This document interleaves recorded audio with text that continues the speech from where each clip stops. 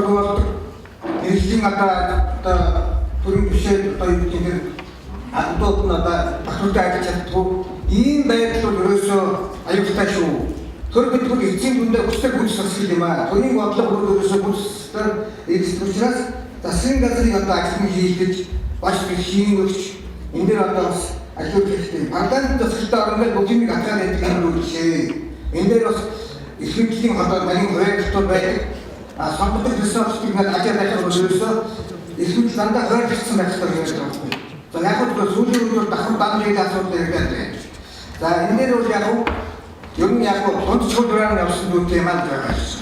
Ер нь тодорхой бодлого ерөнхий сайд юм уу тодорхой бодлогын яамууд нь парламент гишүүн байгаа. Агаас гишүүн гаднаас ажиллаж байна. Энэ дундын хөргөнөөс зөвхөн маа гэсэн юм. За намын асуудал байгаа. Намыг ер нь одоо жоохон хэсэхгүй бол юм ахгүй байна. Нам гэдэг чинь төр бишээ. Нам гэдэг нь төрийн эдис төрийн нэг институт юм аа. Нам бол нэгэн бодлогын одоо байгууллага юм аа. Нам бол одоо мэрэгжлийн одоо улс төрчдийн байгууллага юм аа. Энийг одоо бид олж хэвчээ.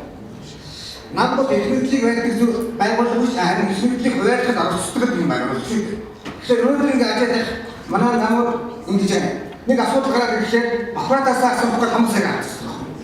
Бид орчин үеийн өнөөгийн намууд бол ерөөсөө аппаратаас асуух ямар ч шаардлага байхгүй. Парламентын намын бүлэг гэдэг нь ерөөсөө орчин үеийн намын гол цөм байхгүй. Эндээс ч бүх хүчлэгдөрөөр бүх бодлогын явж байгаа. Ерөөсөө өөрсдөө хийдэг явж байгаа. Ийм л байх хэрэгтэй. Тэгэхээр одоо манайхан бол одоо нэг асуудал гаргаж гоочлаа. Төв аппаратаас асуух гэдэг юм аа.